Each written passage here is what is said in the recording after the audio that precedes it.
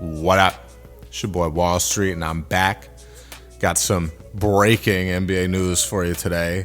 After the longest contract negotiation in history that I can remember, Jonathan Kuminga is officially re-signing with the Golden State Warriors on a 2-year, $48.5 million deal.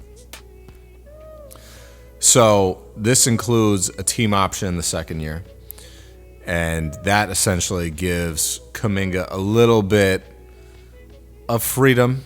You know, like obviously the team can still pick up his option for next season, but he's going to be getting paid, $23, $24 million. And after that, if they pick up his option, he's going to be an unrestricted free agent in the summer of 2027, right?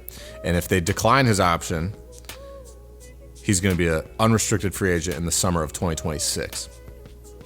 So I think this is honestly the best case scenario that could have happened for Kuminga. Obviously, like a sign and trade probably would have been better.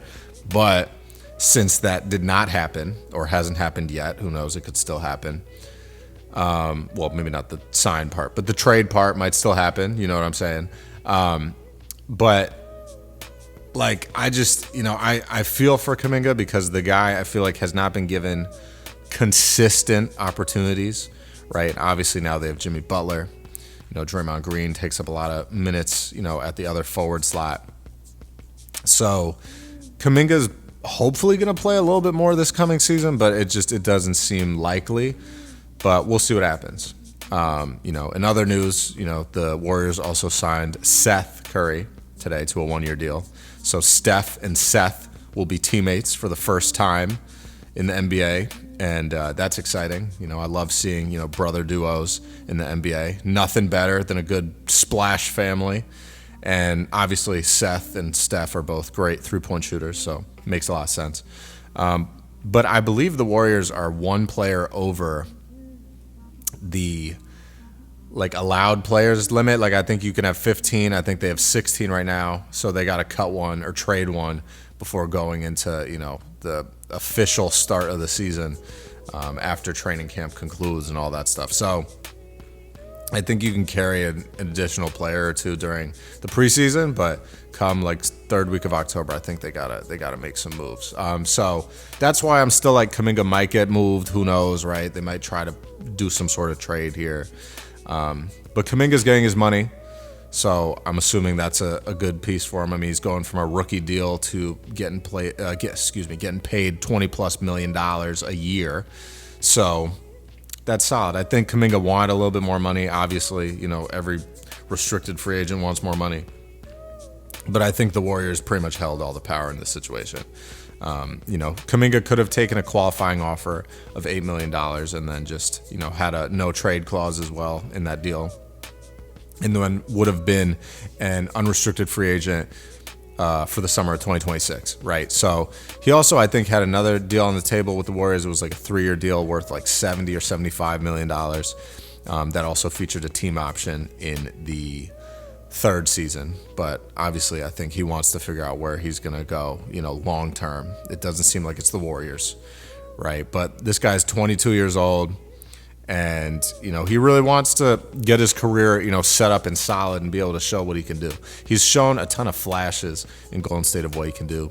Had a slight decrease in his efficiency this past season, but I think that's just because of all the noise going on. Jimmy Butler obviously being acquired by the team, changed a lot of things. And I think it's hard to be efficient in the NBA. Right? Let alone in basketball, but in the NBA specifically, very hard to be efficient when, you're constantly trying to, battle for minutes and thinking about it. And, the team isn't really rewarding you for the successes you do have on the court. The team isn't prioritizing you as much as they probably should or should have in the past. Right? So I think it's a weird situation between, Kuminga and Steve Kerr as well. I don't know what the relationship is like, but I don't think it's a good one, right? I could be wrong. Who knows? But it's going to be an interesting team. So this team now has Al Horford. They have Jonathan Kuminga, have Seth Curry as well now. So it seems like an interesting setup to go into the season with. The thing I also thought was interesting, which clearly does not help team chemistry, is that, media day was earlier this week, was on Monday, and Kuminga was not there because he wasn't signed to the team, right? So now he signs, like a day or two after, and it's just weird. It's like he's not going to be in any of the media day photos. Maybe he'll have his own media coverage. I don't know, so the Warriors can at least show him in a uniform, before the season and all that stuff. But it's just, he doesn't seem like he's part of the team, right? So for Kuminga, the talented player that he is, he was the 7th overall pick, a couple of years back. Like, he can play, and I want him to go somewhere where he can start and really show what he can do, because I think this dude would be a force in the league if he was just given 35 minutes a night.